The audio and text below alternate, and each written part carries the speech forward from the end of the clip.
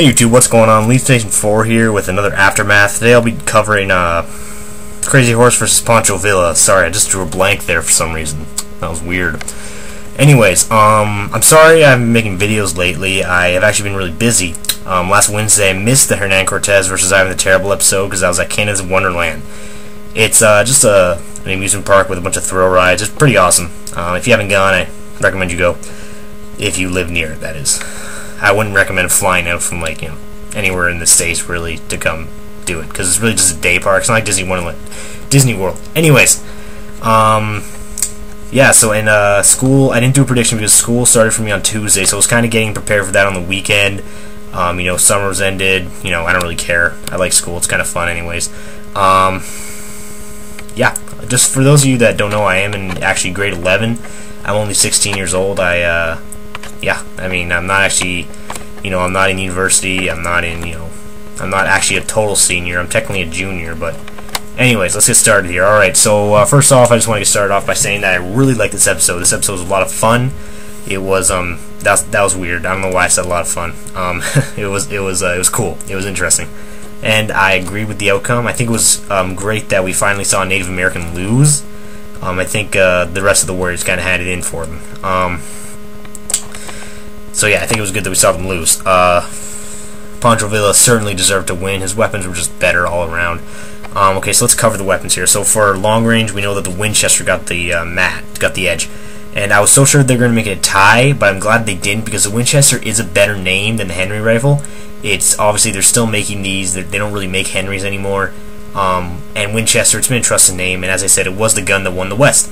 So that was a big thing, and I think that should have been the reason, if it wasn't, why they chose the Winchester. Not only that, but the Henry rifle also jammed, which just shows the fact that the Winchester is that much more reliable. For medium range, the pistols, they're pretty close, but there was a big significant difference in the damage that the Crazy Horse's pistol did. Sorry, I didn't do research before this. I'm just winging it right now, so I don't really know the names of the weapons. But yeah.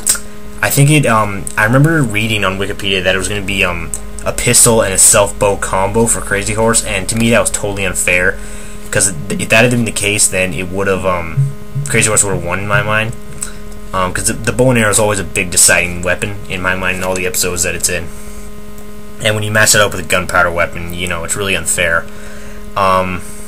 So yeah, it actually was, the self-bow was shown in the episode, but it was not tested or used in the sim, so I'm glad they didn't. Okay, for short range is pretty much a joke. The bolo knife was so much better than the club. I'm just gonna call it the club. I can't pronounce that. Yeah, the club. I saw it and I was like, man, that thing is gonna break, and sure enough, it did.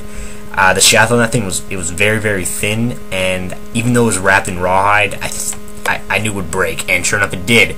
And when your weapon breaks, that's a huge factor, okay? You don't want your weapon to be breaking out in the middle of battle. And the bolo knife, there's no chance of that thing breaking. It was made to slash, it was like a machete kind of thing. So, the bolo knife is clearly superior.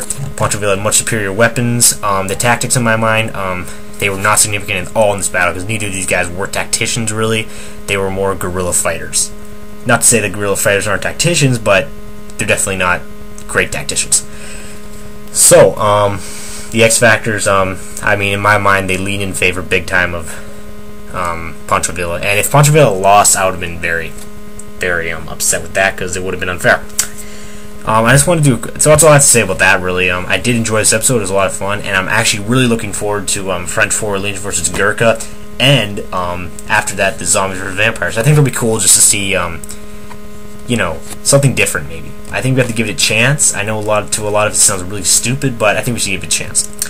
And right now, I just want to give a quick review of the Hernan Cortez vs. Ivan the Terrible episode. Now, in my prediction, I stated that the mid-range weapons would be the deciding factor, and the Alabarda would overpower the Bardiche so significantly that would be the reason for the win.